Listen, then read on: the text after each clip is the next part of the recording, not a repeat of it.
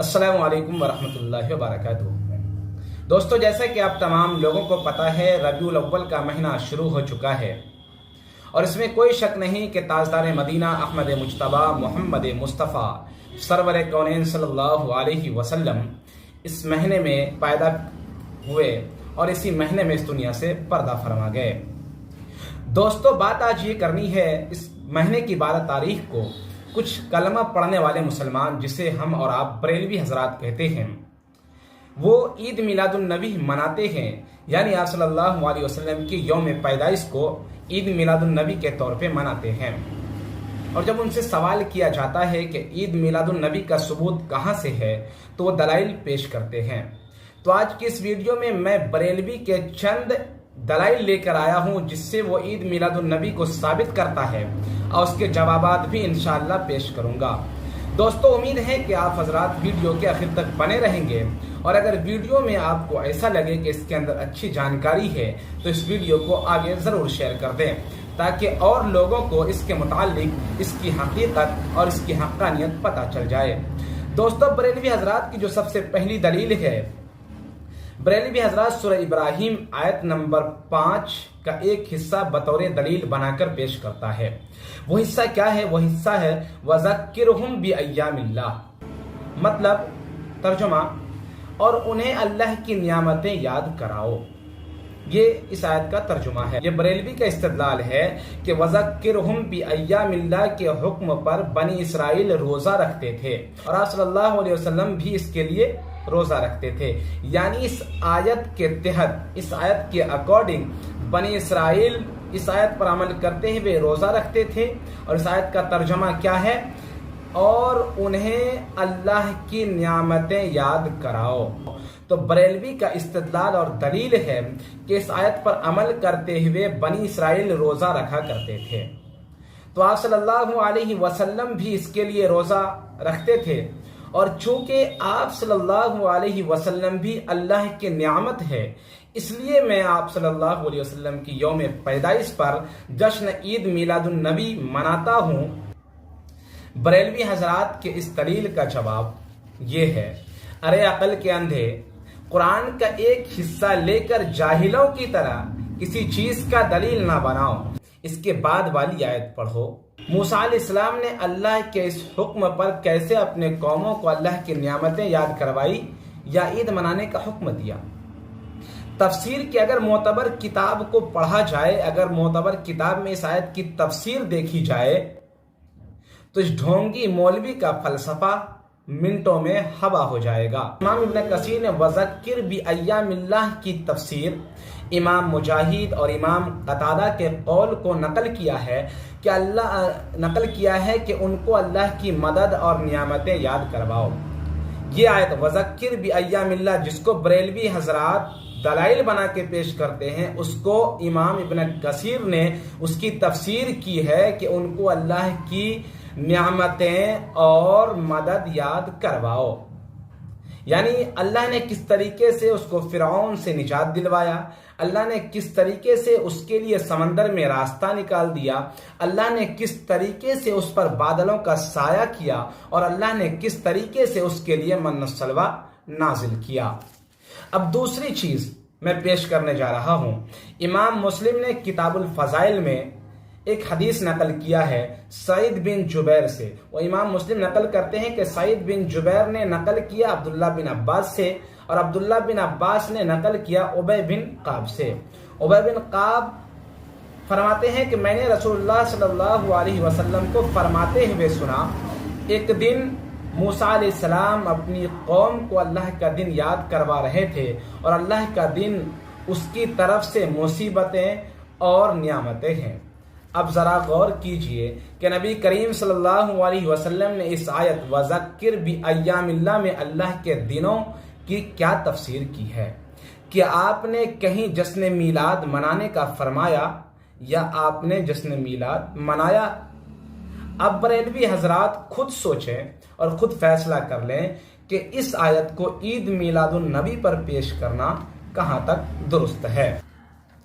دوستو، بریلوی حضرات کی عید میلاد النبی پر دوسری دلیل جو وہ اپنے عقل سے پیش کرتے ہیں۔ جب ان سے پوچھا جاتا ہے کہ عید میلاد النبی کیوں مناتے ہیں تو ایک دلیل تو میں نے آپ کو بتا دی جو وہ قرآن سے دیتے ہیں، اس کا میں نے جواب بھی دے دیا۔ اب دوسری دلیل جو وہ اپنے عقل سے پیش کرتے ہیں تو انشاءاللہ اس کا جواب میں عقلی اعتبار سے بھی دوں گا اور نقلی اعتبار سے بھی دوں گا۔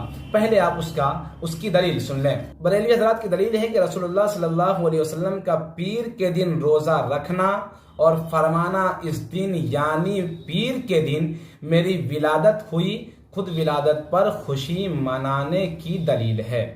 دوستو لائٹ چلی گئی ہے تو یہ بریلوی کی دلیل ہے۔ تو میرا جواب عقلی اعتبار سے بھی ہوگا اور انشاءاللہ نقلی اعتبار سے بھی ہوگا۔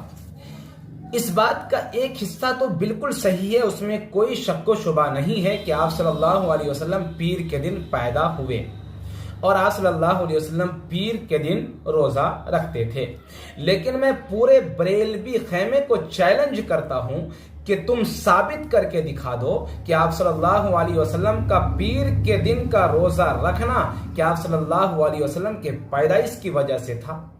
ثابت نہیں کر سکتا، یہ میری پورے بریلوی قنبے کو چیلنج ہے، قیامت کی صبح تک ثابت نہیں کر سکتے ہو۔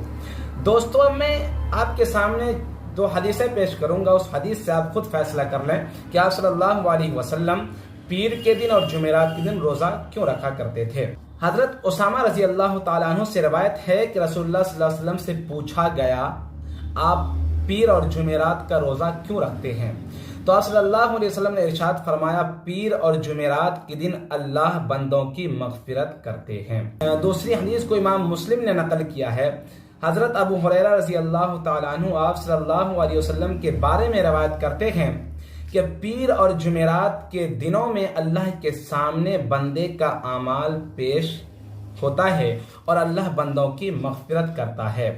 اب جس کے پاس تھوڑا سا بھی عقل ہوگا، جس کے اندر سمجھنے اور بوجھنے کی صلاحیت ہوگی تو ان دو حدیثوں کے ذریعے وہ یہ ضرور سمجھ جائے گا کہ آپ صلی اللہ علیہ وسلم پیر کے دن روزہ کیوں رکھتے تھے، آپ صلی اللہ علیہ وسلم پیر کے دن روزہ کیوں رکھتے تھے۔ لیکن افسوس ہے کہ بریلوی حضرات کو یہ چیزیں سمجھ میں نہیں آتی۔ اگر پیر کے دن نفلی روزہ رکھنے کا سبب رسول اللہ صلی اللہ علیہ وسلم کی پیدائش ہوتا تو آپ صلی اللہ علیہ وسلم صحابہ کرام کو ضرور ترغیب دیتے، ضرور کہتے، جبکہ امام مسلم خود اپنی صحیح مسلم میں حضرت ابو قتادہ رضی اللہ تعالیٰ عنہ کی روایت کو نقل کرتے ہیں اور فرماتے ہیں کہ آپ صلی اللہ علیہ وسلم سے ان کے روزے کے متعلق جب پوچھا گیا تو آپ صلی اللہ علیہ وسلم غصے ہو گئے۔ امام مسلم اپنی کتاب میں لکھے ہیں، حضرت ابو قتادہ کی روایت ہے۔ تو اگر آپ کے یہ روزہ آپ کے پیدائش کے لیے آپ رکھتے، جس دن آپ پیدا ہوئے تھے، اگر آپ اس دن کی وجہ سے یہ روزہ رکھتے تو پھر تو صحابہ کو ترغیب کرنا چاہیے، پھر تو آپ صحابہ کو ترغیب کرتے۔ لیکن صحابہ کی زندگی کو دیکھیں تو کہیں بھی آپ صلی اللہ علیہ وسلم نے صحابہ کو یہ ترغیب نہیں دی۔ اب بریلوی حضرات کی میں تیسری دلیل بتاتا ہوں جو بالکل احمقانہ دلیل ہے۔ بریلوی حضرات کی تیسری دلیل کیا ہے؟ میلاد شریف میں ہم حضور صلی اللہ علیہ وسلم کی سیرت بیان کرتے ہیں، ان کی تعریف کرتے ہیں، نعت خوانی کرتے ہیں، اور صحابہ بھی کرتے تھے، تو صحابہ کرتے تھے تو صحیح اور ہم کرتے ہیں تو بدعت، یہ ان کی دلیل ہے۔ میرے بھائی ذرا اس بات کو غور سے سنیں، یہ بات صحیح ہے کہ صحابہ حضور کی تعریف کیا کرتے تھے، صحابہ آپ صلی اللہ علیہ وسلم کی مدح کرتے تھے، لیکن کیا کبھی میلاد منوانے والے اس بات پہ غور کیا، سوچا کہ صحابہ آپ صلی اللہ علیہ وسلم کے پیدائش کے دن کو خاص کر کے ایسا کرتے تھے، یا کوئی خاص وقت کو مقرر کیا تھا، یا کوئی خاص جگہ کو مقرر کیا تھا؟ اگر بریلوی صحابہ کرام سے زیادہ تاجدار مدینہ سے محبت کرتے ہیں تو پھر صحابہ کے طرز عمل پہ کیوں نہیں چلتے؟ پھر جو چیز سنت میں نہیں ہے، جو چیز شریعت میں نہیں ہے، وہ چیز پھر شریعت میں داخل کیوں کرتے؟ تمام فضول کی باتیں ہیں، یہ تمام دلیلیں صرف قوم کو گمراہ کرنے کے لیے ہے اور کچھ بھی نہیں۔ میں نے بریلویوں کا 3 دلیل آپ کے سامنے پیش کیا، تینوں کا جواب میں نے دیا، اور انشاءاللہ اگر وقت آئے گا اور بھی ان کے دلائل میرے پاس موجود آئے ہوئے ہیں، انشاءاللہ میں اس کا جواب ضرور دوں گا۔ اور ان کا ایک سوال ہوتا ہے، پہلے میں آپ کو وہ چیز بتا دوں، ان کا ایک سوال اور ایک نعرہ ہوتا ہے کہ میں مدینے والوں کے ساتھ 12 ربیع الاول کو خوشیاں مناؤں گا اور تم مکے والوں ابلیس کے ساتھ 12 ربیع الاول کو غم مناؤ۔ میں کہتا ہوں ہاں میں غم مناتا ہوں، اس لیے کہ جب میں چھوٹا تھا تو اس 12 ربیع الاول کو 12 وفات کے نام سے جانتا تھا۔ یہ لوگ جو کہتے ہیں کہ تم غم مناؤ ابلیس کے ساتھ، میں کہتا ہوں غم مناتا ہوں، اس لیے کہ آپ صلی اللہ علیہ وسلم کے آنے کی خوشی ہے، اس مہینے میں آپ آئے، لیکن 12 ربیع الاول کو غم کیوں مناتا ہوں کہ اس دن ہمارے نبی اس دنیا سے پردہ فرما گئے۔ آپ صلی اللہ علیہ وسلم کی جانے کا غم ہے۔ اگر تم عید میلاد النبی مناتے ہو پھر مناؤ، 9 کو بھی مناؤ، 8 کو بھی مناؤ، 13 کو بھی مناؤ۔